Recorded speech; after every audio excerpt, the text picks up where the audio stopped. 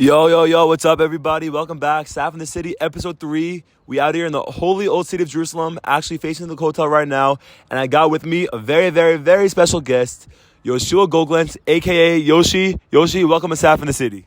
Yo, what's going on, guys? It's Yoshi, whatever you guys want to call me. All right, episode 3, Saf in the City. Yoshi's one of my good friends here. If anyone needs a late night talk or some late night advice, Yoshi is your guy. Yeah, that's for sure. Saffer definitely knows. For sure. It definitely gets me through some tough times. All right, so we're here in Israel this year, and I think we're very blessed to come here. A lot of kids just went straight to college after, and we get a chance to just learn ourselves here, so why did you come here? Why did I come here? Well, initially I wasn't planning on coming. It was after reflection later in the year that I realized that I wasn't the person that I wanted to be. And in July, I applied to Nativ, and thankfully I got in. And yeah, now I'm here. And it seems that everything that I'm planning on doing, I'll be able to accomplish, which is fantastic. God willing. It really wouldn't be the same here without you, so it worked out for all of us. I'm pretty great, yeah. All right. So what are some great things about being here? What are some great things about being here? So first off, I think that Nativ is unparalleled when it comes to the Rebbeim that they have. And I know that's a cliche thing to say about your yeshiva, but I really think that they cater to the curiosity that many of us have about the religion and its deeper secrets. I happen to agree with that. And also, there's so many different rabbis here, so you can really just find your person or someone who you connect with and help you find your way. Oh, yeah, that's for sure. The Rebbeim will offer personal chavrusas if your curiosity is actually there, and they'll sit with you, and they'll ensure that you eventually come to the conclusion that you wanted to come to. So they're really here for you, and while every yeshiva says that, I think Nativ actually brings it to fruition. Yeah, you guys don't know, Yoshi has a lot of challenging questions, and if they could deal with him, they could deal with anyone. So I agree with his statement. I find that it's pretty special to live right next to the Kotel. I'm actually looking at it right now, and just to be in such an environment of holiness and just surrounded by uplifting people who are looking to grow really, really inspires me a lot. Oh yeah, that's for sure. The location, it's not just about being around the Kotel, but it's the old city itself. There's so much to see, there's so much to explore, there's plenty to do. In fact, every Friday night I go out with a few friends and we just explore the place. And we really learn our roots and our culture. It's really an experience. 100%. And I'll start with some. Well, you can think of some. What are some unexpected things that you've experienced since we've been here? I feel that something really expected was just how overrated it was saying bye to our friends at home. We'd be at home in the summer and everyone would be like, oh, we're going to Israel. This is so scary. We have to hang out as much as we could. And it would be 3 a.m. and my friends would push me to go out, because I thought we weren't going to be together, but then you just see everyone all the time walking around. That just really surprised me. But I love that part of Israel. I love walking around and just seeing a close friend out of nowhere. I feel like we had that a little less at home.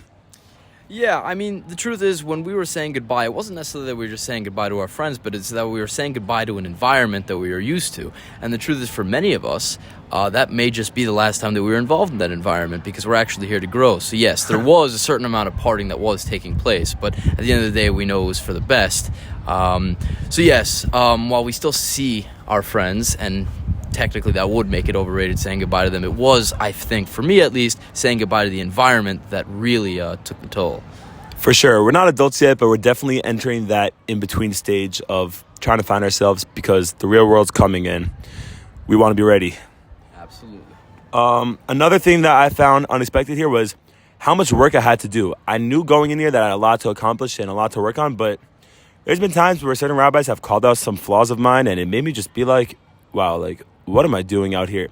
And some of the self-reflecting I've had this year has been compared to nothing I've had, and we all came here to have this serious conversations, but the amount and the questions that I've faced with myself so far have definitely surprised me. Oh yeah, that is absolutely true. One thing Nativ is notorious for is that they don't allow you to be comfortable, but that's a good thing, because they force you to grow. We only have a year, some of us too, but that's not enough to restructure your entire life if you're not on top of yourself. And that's exactly what Nativ makes you do. Our Rosh Hashiva is incredible with that. He ensures that we know exactly where we're going wrong, and he lets us know it, because if he keeps us insulated from it, then we'll never ever figure out what's wrong with us, we'll never be able to grow. We'll never, do the necessary reflection. So thankfully, Nativ does a great job with that. 100%. They definitely like to push being comfortable, being uncomfortable. A few weeks ago in one of my afternoon classes, the rabbi told us to all put our hands in the air as high as we could. And just to show that it's okay to be comfortable being uncomfortable. And, I thought maybe I could go for 5-10 minutes. And I ended up pushing myself to go for 45 minutes. And sadly, but also not sadly, that was probably the most accomplishing thing I've done this year, was really just push through that pain. Because I know that this year is going to have a lot of struggles. And during those struggles, I want to look back and be like, you know what? If I push through that pain, I can push through this pain. Yeah, we are so used to our comfort zones that we almost forget what our bodies can actually bear, and our minds as well. We are built for survival. We can overcome anything. And the process of self-growth, while it is challenging, for sure, it's something that we can all certainly overcome, despite how uncomfortable it may be, at least initially. Well said. All this stuff is very trippy. And speaking of trippy, I want to talk about some of the trips that we've had. The trips have been a lot of fun, but I didn't realize that the trips would help us grow also. I'm going to tell a story from one of the trips that we went on. We went on a crazy 4-hour hike, very, very hot. And I actually gave my water bottle to Yoshi to hold on this hike. And then I didn't see him for 2 hours. And when I see him, I'm like, yo, you got the water? He's like, yo, I forgot it was yours. And he drank the whole thing. So that was the beginning of mine and Yoshi's friendship, but he's made up for it in a couple ways. But let me tell you what happened on this trip. So after the 3-hour hike, the last part of it was to walk up a mountain. And we were all already tired and no one wanted to do it. But you know what I said to myself? I told myself, I'm going to put in my energy and I'm going to get up this mountain efficiently and fast. And I do it and I get to the top. And I felt very happy and proud of myself. And then I look around and I see there's no exit. And then I look to the left and I see a whole nother mountain. And I'm like, oh no, there's no way I'm about to walk up this mountain. But then I realized the only way out is this mountain. And I could look at this in two ways. I could keep this negative attitude and try to just push through to the top and it'll feel longer and be more miserable. But I didn't want to take that approach. So instead, I put my smile back on my face and I hiked up that mountain. And that feeling that I felt at the top of the first mountain of accomplishment, I felt that double on top of the second mountain. I was able to look down and I was really able to see what I just did. And I'm going to wrap this into the motivation for the day, right? You don't want to be accomplished with what you did. Even if you just accomplish something hard, you should always be striving towards what's next because like Yoshi said before, you don't know what your body's capable of. If you put your mind to something, you could do it. So don't be afraid of the mountain. Enjoy the process. Don't ruin it. You'll pick up some lessons along the way, make some friends along the way, and just push through. And at the top, you'll really, really feel accomplished. Shkoyach. Some motivating stuff out here. All right, now we're going to go on to the next topic. We all love food, A lot of Israel is definitely a lot of eating and going out. So we're going to rank our top 4 places in the Rova. I'm going to start because I've given this some thought. At number 4, I actually have the Rova Coffee House. I don't know how many people go there, but every time I've gone, the coffee's been good. They have these cookies and brownies always on the side. I don't get them, but they look very good. And the drinks always look fancy when I see people getting these teas and coffees. They have a good way of making them look fancy. So I got that at number 4. At number 3, I got Salad Express. 25 shek for a personal pie. Pretty quick till you get it. Good pizza. Definitely convenient. At number 2, I got Burgers Bar. Definitely the best meat place in the Rova. Without Burgers Bar, we'd definitely be slacking. You know where you're getting going in. You'll usually come out feeling satisfied. And we like Burgers Bar. And number 1, this might be a hot take. I don't think it is. I got Rebar. Rebar number 1.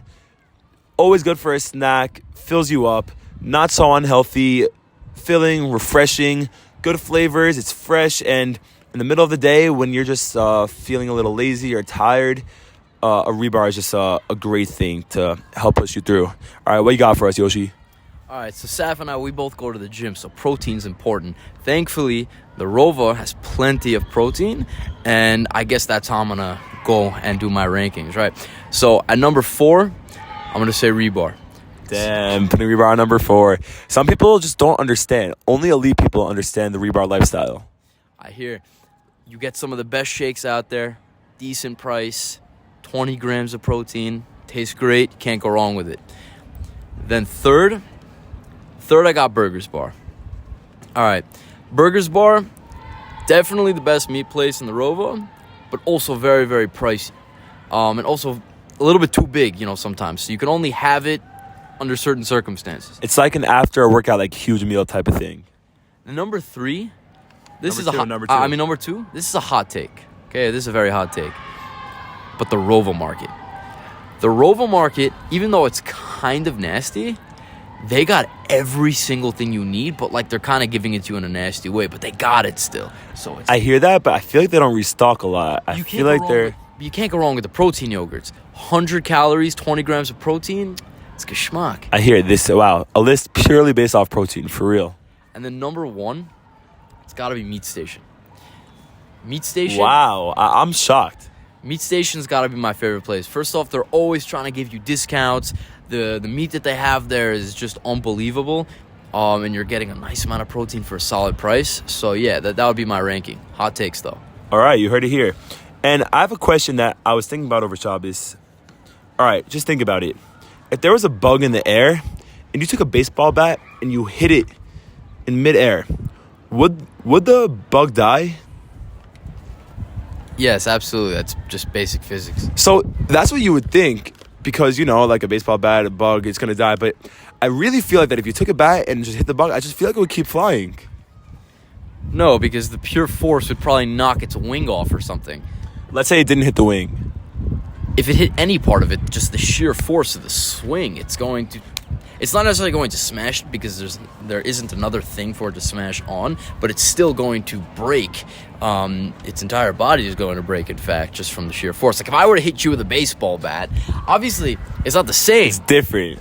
But then again, you don't need to smash up onto something in order to sustain damage. Just from the sheer force alone, you're going to, sustain some damage. I don't know. I'm not going to lie. I think the bug could take it. Hopefully one time we'll test this out and we'll let you guys know. But we could agree to disagree for now. Yeah, Room 18, new thing. We're going to start beating bugs. That's for sure. And then, joke of the day. What did the policeman say to his belly button? I have no idea. You're under a vest. That's how you know it was a good joke. That's Yoshi's ultimate laugh right there. Yeah, that is in fact 100% real. Definitely not fake. I've never used that on teachers that I was fake laughing at. Never fake laugh in my life. All right, Yoshi, you got any closing remarks for us? Well, it's about a storm, so I'd suggest we get off the roof at some point. We will. After my closing remarks, I'm going to say, everyone, go out of your way to do something extra nice today. Challenge yourself. How will you be better today than you were yesterday? Spread good vibes, and you get good vibes back. That's what I've been experiencing, so everyone, I want you to do something good today. Feel free to share with me on any way if you have, or don't, but, Yoshi, thank you so much for joining us. Episode 3, Saf in the City. We're on a lot of platforms now, so check it out. And thank you so much for being here. Shkoyech. Peace out.